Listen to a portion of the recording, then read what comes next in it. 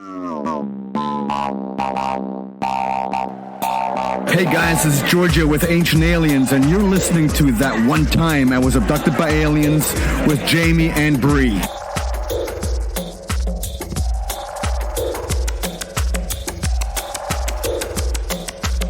You're listening to That One Time I Was Abducted by Aliens. I'm Jaimie. I'm Bri, and we're two sides of the coin. Happy holiday season, truth seekers. Welcome to another episode.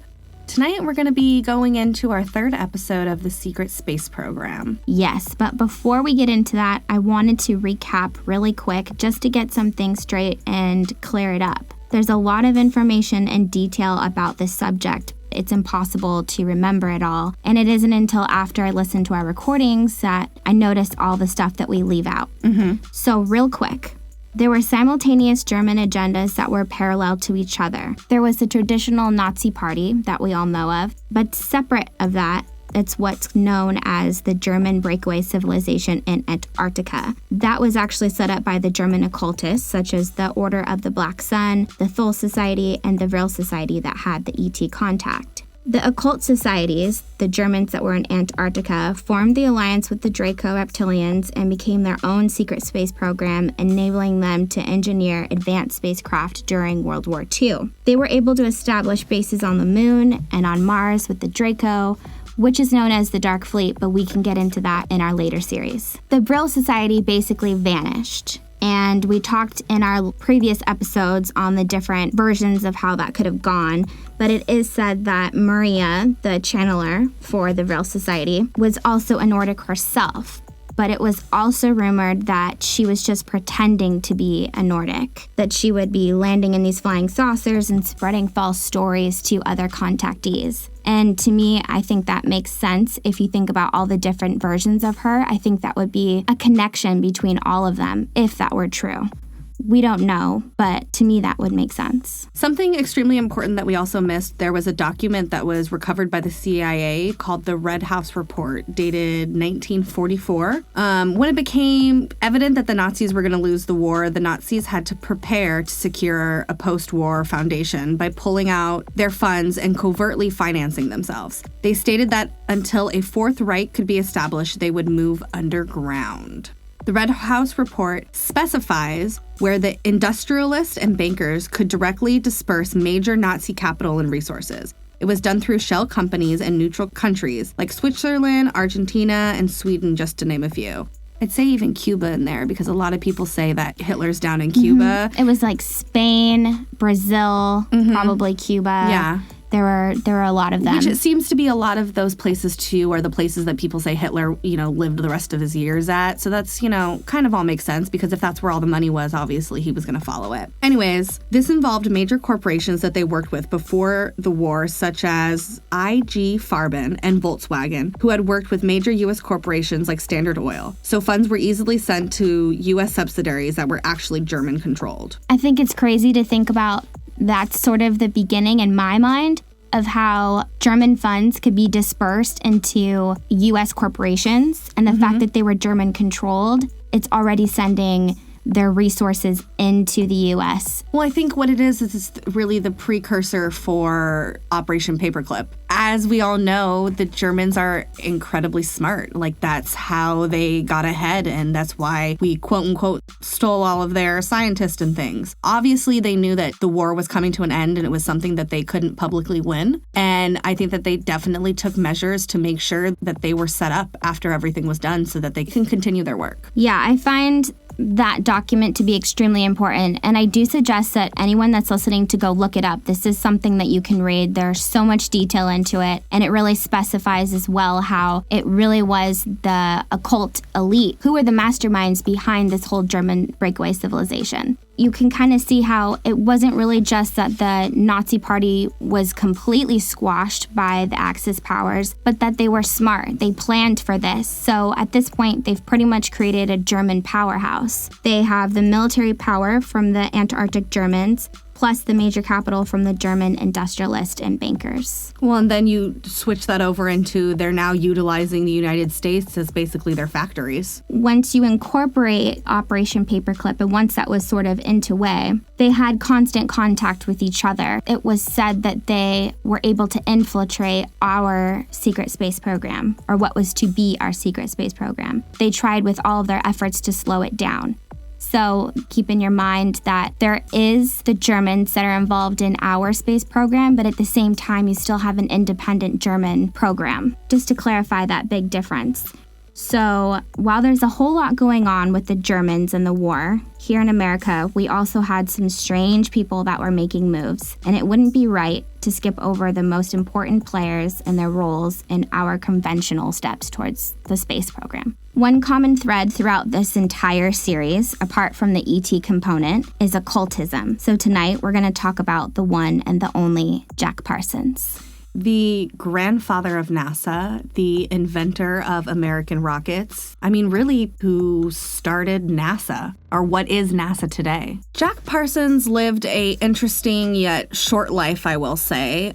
He was born in 1914. And did you know that his real name is actually Marvel? Mm-hmm. He was named after his father, but after his father and mother got a divorce, he went by Jack. But it's actually interesting if you think about like the Marvel comics and all the weird, in a sense, entities and all their superpowers. Yeah, it's kind of interesting. So Jack Parsons, like all human beings, had a mother and father. But when Jack was about 1 year old, Jack's mom kicked out her husband for sleeping with prostitutes. He was getting his little nasty freak on, to put it bluntly, and she kicked him out of the house. And after that happened, his dad moved back to Massachusetts, where they originated from, and her and Jack's mom's parents moved down to California. They had a lot of money. They were a very wealthy family, and they ended up buying a house in Pasadena, California, which during the time was called the Millionaire Mile. So although Jack Parsons grew up in a wealthy family in a really nice neighborhood, he wasn't a kid who was very social. He spent a lot of his times indoors, reading, hanging out with his housekeepers and things like that. He just wasn't very social, and he didn't go out. He did, though, end up making one friend in elementary school named Ed Foreman, who really became his best friend in life and protected him and shielded him from all the bullies and the kids who were mean to him, and really took him under his wing, and the two of them became quite the pair and were very inseparable. Both of them were really, really inspired by science fiction and literature, and the two of them together started off at a very young age making amateur rockets, or the beginnings of amateur rockets. Jack also wasn't a very good student. Although he was incredibly smart, he wasn't very good at taking tests or grades. It's said that most geniuses can't actually stay in your typical school. They need something different, something else that grabs their attention. Which is definitely what happened to Jack, I think. So he went to school, wasn't very good at it, got kicked out for having really bad grades, and then his mom ended up sending him to a private school where he then immediately got kicked out of for blowing up the toilets with cherry bombs. Which my dad did when he was a kid, too. I think all kids kind of do that kind of stuff, but I think to Jack it meant a little bit more because he definitely was thinking out into the stars. He was like, this is my calling.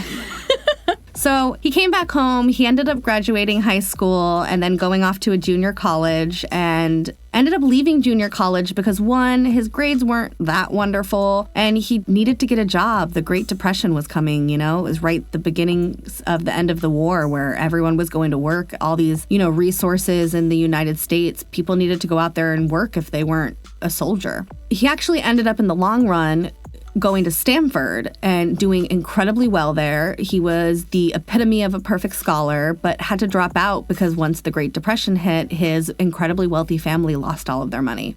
In 1934, he reunited with Ed and, they got the band back together per se. And they ended up meeting with a guy named Frank Molina, and they formed the Caltech-affiliated Guggenheim Laboratory, short Galactic. I thought it was him and his group of friends that were known as the Suicide Squad. When they would get together and they would do all these experiments, they would always be blowing shit up. So word around campus, they would call them the Suicide Squad. Ooh, I like that. And I think that's where another Marvel link comes into play. Ooh, interesting. So this Galactic Rocket Research Group got together and they did a bunch of fucking experiments and they did cool shit. But the problem with it is that they didn't have a bunch of money and they couldn't really do the things that they wanted to do. But in 1939, the Galactic Group gained funding from the National Academy of Sciences, NAS for short, to work on jet-assisted takeoff, JATO, for the U.S.'s military, which, surprise guys, this is the beginnings of rockets and rocket fuel and those kind of things. And it should be said that while they were doing this and they were playing around with it, no one took them seriously. It's very well documented that other people that they reached out to, other professors, they made fun of them. They didn't see this as something that could actually be feasible. It was something that was kind of a joke. Like, you can't take a rocket to the moon. He was really pushing boundaries at that point. Absolutely. In 1942, they founded the Aerojet to develop and sell their JATO technology. And the Galactic Group at that point got turned into the JPL, which is the Jet Propulsion Laboratory, in 1943. Now, before we get too far into the JPL, we need to kind of take a back step in the timeline, because I think really to understand how the JPL was created and how all of these experiments and stuff really happened, I think we have to go back and talk about the things Jack Parson did in order to create rockets, and talk about Parsons' other very, very good friend, and I want to say the world's favorite antagonist. So we're going to go back just a few years before the JPL was created, back to when the Galactic Group first gained their funding. In 1939, Jack Parsons, who, like I said before, had been dipping his toes here and there into occultism, converted fully over to Thelma, which was Aleister Crowley's new religious movement. Jack was known to have already been doing these weird type of ceremonial magic, which is really what Aleister Crowley did. It was all about the ceremonial magic. But his other colleagues that were in the Suicide Squad knew that before he would even launch these rockets, he was out there doing these strange chants. He was already trying to conjure this magic. He was trying to combine science with magic. He was trying to mesh these together. Aleister Crowley really, really enjoyed that. He was big on the occult. He was big into science. But I think what Aleister Crowley brought to the mix that Jack was missing in all of these rituals was sex. We aren't going to do a deep dive into Aleister Crowley tonight because that's an 18-part episode that we could do because I'm obsessed with him in every way, shape, or form. Weird. I know. And I don't think we'll ever do an actual episode on him because in retrospect, he doesn't have anything to do with aliens, but occult, absolutely. He's like the cult god. When I think of occultism, I see his weird face. I would say I think of him as the grandfather of American occultism, personally, Yes, what agree. I think of. In a sense that he was the most famous version of it. I'm not saying that there weren't people before him who were into occult, because I'm sure the FFCs will jump down my throat if I say that. Did you know it was said that they accidentally opened a portal? Yes. There was a portal and a being came through, an interdimensional being that they said the name was Lamb. Mm-hmm. If you read about the descriptions that they read, it looks like your typical gray alien. Yeah, for sure. And they believed that it was an interdimensional being that they were able to make contact with and that they could open up portals and have conversations with these interdimensionals. To that effect, they also did later in life attempt to try to open a portal from hell that didn't work very well, that took them several years to do, which included Aleister Crowley building an entire mansion for himself. But like I said, we're not going to get too much into Aleister Crowley and the crazy shit that he did. But that links Jack, the beginning of our space program, with occultism and also links to aliens. So are you saying that there's a possibility that we're going to do an Aleister Crowley episode? No. You got my hopes up. And plus, because I don't like how you say Crowley. Crowley? Crowley? You're like Aleister Crowley. One moment you want Aleister. Aleister Crowley. Crowley. So if you guys know anything about Aleister, his big thing that he's known for is sex magic. I think that sex magic will go down in history as the one thing that he was into.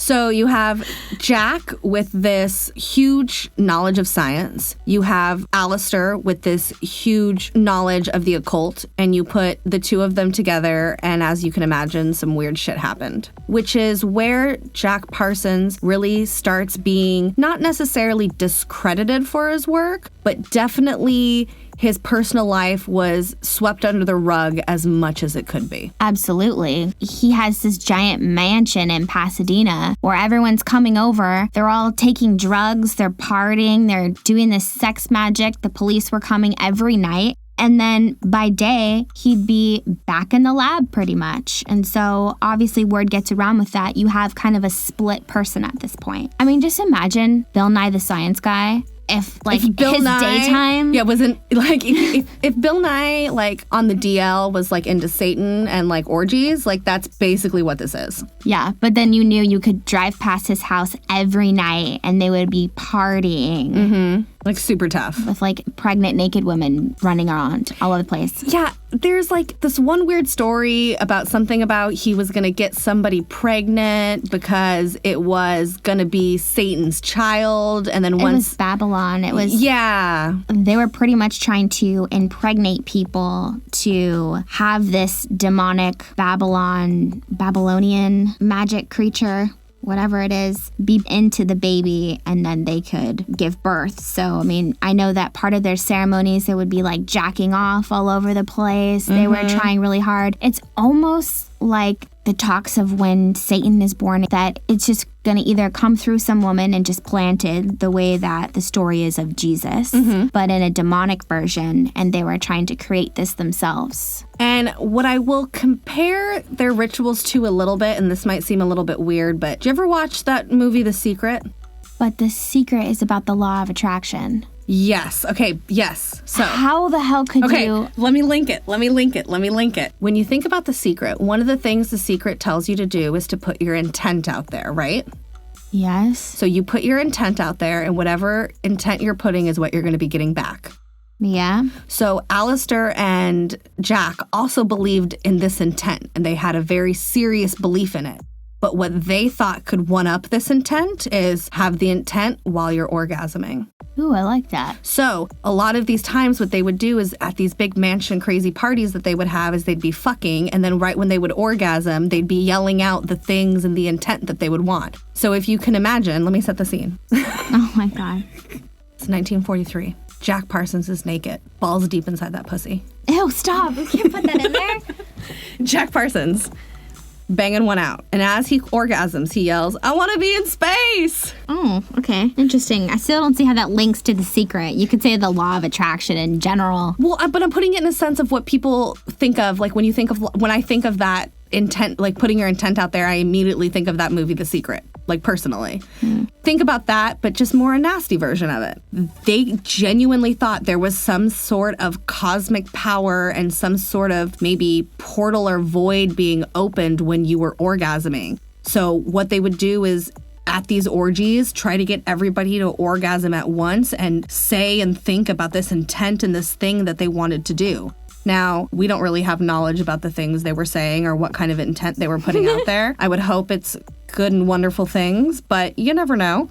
I think it was just for that baby to be born. I mean, possibly. So while all of this is going on, the JPL is being made. Like, it's the beginnings of it. This is when the galactic group becomes JPL. And everyone over at JPL who's working there is very, very aware of Jack Parsons and his occult side and the crazy things that he does. In 1944, barely a year after the opening of JPL, Jack Parsons was expelled and said to get the fuck out. We want nothing to do with you. We cannot have you or your name associated with what's going on here because of the things that you do in your private life. His security clearance was stripped along with the other members of his little rocket group, his close people. Well, and this is where Jack Parsons' life starts that downward spiral, I think. So that same next year, he ended up getting a divorce from his first wife, Helen, after having an affair with her sister, because Helen was not about crazy sex party orgies, and she would sit in her room and complain and get pissed off at him, while her sister Sarah was like, tits out, heels to the air, let's see what weird sex magic we can do. So he ended up being involved with Sarah because she was okay with all the weird, creepy shit that was going on. What a weird lesson for all of us ladies to learn. If you're not down, you're out. Well, it gets weirder. Because do you want to know who Sarah ended up leaving Jack Parsons for? L. Ron Hubbard. L. fucking Ron Hubbard. Wait, did we just say L. Ron Hubbard? Same as Aleister Crowley, we're not going to get real into L. Ron Hubbard because he definitely deserves his own episode. I don't know whether or not Bri's ever going to let us do that, but I wish. L. Ron Hubbard was a part of all of these sex-crazy party orgies. He wasn't really known at the time. He was just a very small-town kind of sci-fi writer. Some people knew about him. If you weren't really into sci-fi, you didn't know who he was. But Jack, being somebody who is a diehard sci-fi fan since he was little, I only imagine how he ended up becoming friends with L. Ron Hubbard, you know? Yeah, he said he was the most Thelmic person he's ever known.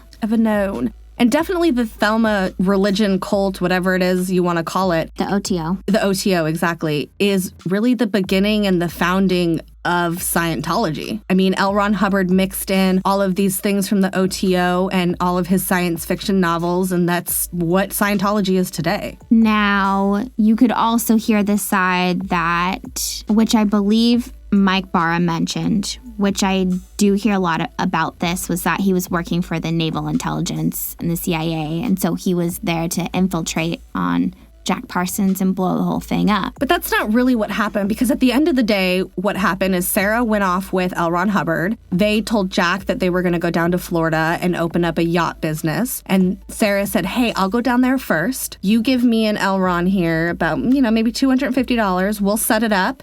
And then we'll send for you when everything's ready and we can come down and we'll continue our crazy sex party magic on a boat. But that's not what happened. Sarah took the money, took off with L. Ron Hubbard, and they went down to Florida and they bought a yacht, but they never, ever came back for Jack Parsons. Well, you get what you get. So that's where them two split off, and that's where L. Ron Hubbard starts the Sea Org and the beginnings of Scientology, and Jack Parsons is kind of stuck back at home. With his little experiments. Did you know he actually went back to court and sued L. Ron Hubbard and got his $250,000 back in the long run? Nice. Yeah. Could you imagine if he sued now? I mean, obviously he's dead, but what Scientology is worth today? Damn. It was probably initially founded and funded off of Jack Parsons' money. Oh, for sure. I mean, that's what bought that first yacht. Yeah. That first Scientology yacht. So can me and you say between each other here and, our listeners that Jack Parsons technically is the godfather of Scientology then? Oh my gosh. He was the producer. Do we want to go that far? I don't want to die tomorrow. Jack Parsons, producer, Scientology. Somebody put that on his IMDb, please. Producer of Scientology. So after he took off, he was a little bit strapped for cash, obviously, and he didn't have a job. He was this really brilliant person, and he didn't really have much to go off of. So he ended up kind of, sort of, secretly, not secretly working for the Israel rocket program. And when the U.S. kind of got a whiff that this was going on, let's just say they weren't very pleased to know that that was happening. And in 1952, Parsons allegedly, I'm going to use that word very heavily here, allegedly died in his home laboratory in an explosion because they say that he accidentally mixed some chemicals together and blew himself up. After, 30 years fucking around with rockets and different chemicals? And you know what? They never actually identified a body. No, they did not. There was never any work of at all. Nothing of the sort of that done. Nothing was done like that. And that's kind of where the conspiracy theories start to pile up. You have was he murdered by the government because he was going to be working with a different country? And at the time, America was like, absolutely not. You cannot. We are number one. Did he commit suicide because he was distraught that his life was in shambles and he couldn't do anything with himself? Or was it a genuine accident? I would say, especially from that time of year, 1952, this is when we have all kinds of shit happen. This is that huge flyover over Washington, the UFOs, which pretty much at this point, I think is almost agreed upon that it was the Nazi flyover. Mm-hmm. He was the whole start of our rocket program, if you will. Really, everyone wanted him. I feel like if this was the beginning of our secret space program, it could be done for him to have faked his death in order to be recruited into the secret space program. He could have gone off planet. Absolutely. 100%. There's the possibility that he was either recruited and went off, or aliens came down and abducted him and blew up his laboratory to make it look like he was dead. I sort of feel like there's so much occultism wrapped up in this entire story. On the German side, on the American side with Jack Parsons, and since we're kind of migrating towards NASA, there's this whole occult background of NASA. I mean, even on their patches, which we can get into, you know, the time, the date where things are taken off, everything has this occult meaning. So who better to have kind of started that, be the mastermind behind that, than the occultist Jack Parsons? You know, we're getting into NASA here, so if maybe some of you guys don't know, but the JPL is referred to today as NASA's Jet Propulsion Laboratory. They call it JPL for short, but it's NASA's is the moniker in front of it. But a lot of people say it's the Jack Parsons Laboratory. Yeah, that's what I feel like, because it's JPL, Jack Parsons Laboratory. Yeah. Obviously, I think that if we go back through time, we know that our government and government agencies are always slightly rooted in some sort of occultism. Oh yeah, this whole story, everything is. When you start to dig into NASA and you look at something just as simple as their patches or their logos and things like that, it's so interesting how the thread continues on with this occultism. So you're right. It seems so interesting that all of this was founded upon occult and then secretly continued by the occult. And that his death was around the time that we switched with Operation Paperclip. It's all the same time frame. There's two different timelines. That's a center point where they meet. Now, when you look back, there's so many links to each other. And I think that's the biggest problem with the secret space program is it's so hard to go in a linear timeline because every single person is on their own timeline, but they all intertwine with each other. There's a thread that's pulled through all of these. Like, you know, we couldn't start off with saying Jack Parsons. We had to start off with Nazis. And although we're not done with Nazis, we had to stop and go back and show you the American side of what we were going on here while the Nazis were in space and having alien contact and they were down in Antarctica in their, you know, underground base down there in their Hawaiian t-shirts and their frozen coconut drinks. Jack Parsons was here single-handedly by himself trying to get us to space. With sex magics. With sex magic. He was trying to get us to space through orgasm. But really, it worked. And that's the fucked up part about it all. So Jack Parsons is a known person. We all know about him. He's said to be an occultist, but a lot of normal people that you ask on the street don't necessarily know how deep into the occult he was. Not at all. But it was swept under the rug. Exactly. But a lot of people who do know about it really do accredit the reason we're in space today is because of him. And there's that possibility of it maybe could have only happened because of the occult. I know, isn't that kind of crazy? And on both sides. On both sides. And we'll never know that answer. Personally, I don't think so. I think that there's people out there who know that answer, for sure. But I don't think that it's something that me or you are privy to that kind of information at all. But no, I would love to know. There's enough questions, and for me, I feel like there's enough evidence to lean me towards that way. Absolutely. Too many things line up, dude. Way too many things line up. And I will say, you know, Jack Parsons isn't necessarily recognized as much as he should be. Not at all. But one thing that NASA did do is they named a crater after him. On the moon, there is a Jack Parsons crater. But get this shit. This is where it gets weird. It's on the dark side of the moon. And I think that there's several different possible reasons of why it's on the dark side of the moon. A, did they put him on the dark side of the moon because they're trying to forget him? They were like, well, we want him to be known, but let's put him over there on the other side where like no one will ever look at his crater or say his name.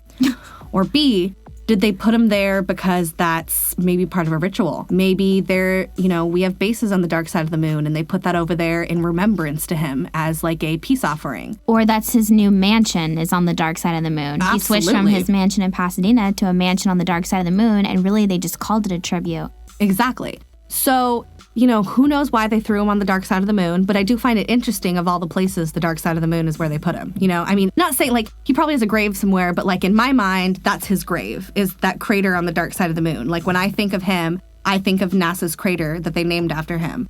So it's interesting that I have to think to the dark side of the moon in order to remember him. And that's just the beginning of NASA, man. That's just the beginning mention. Our next episode is going to get filthy.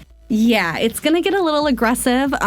Should we apologize to Mountain View now? I mean, there's no point because every episode you end it the same way. So you can't say sorry if you don't mean it. Baby, I'm sorry. I'm not sorry. Yeah, exactly. So make sure you guys tune into our next episode, Secret Space Program Part 4, where we're going to be dipping our toes into NASA. Let's do our favorite part of the episode. Shout-outs. Shout-outs. Shit-outs. Shit-outs. Shit-outs. Shit out of here. Get out of here. All right, we have our first level, which is our skeptics, and we have Jan from The Good, The Bad, and the Just Plain Standard podcast. Then we have our truth seekers, Jaimie, Shayna's mom. Jaimie, Shayna's mom. Wow. I need to think about what you said because I was like, wait, that's not right. Shayna, Jamie's mom. Hey, Mama. We have Destiny at Destiny from Space. Shout out to Destiny because I know that she loves Jack Parsons, so she's gonna love this episode. And just know that we love you. We're going to go to our made-up category, our first one, which is the Skeptical Truth Seeker. And we have Adam from Not For Everyone podcast. Then we have our middle bitches, Raya, the one and the only. Raya, love you. We also have Scotty at Scotty Doodle. And we also have Bobby from Not For Everyone podcast. And you can find him at Pinball Bobby and at Not For Everyone podcast on Instagram. We're going to go into our second made-up category, which is the Skeptical Middle Bitch. AP at Weather Traditions. Who we will, again, you guys, we're going to be doing an interview with her soon. So wait for that. Tune in, listen to it. It's going to be good. And we have our last category, our favorite, our world. Anything is possible.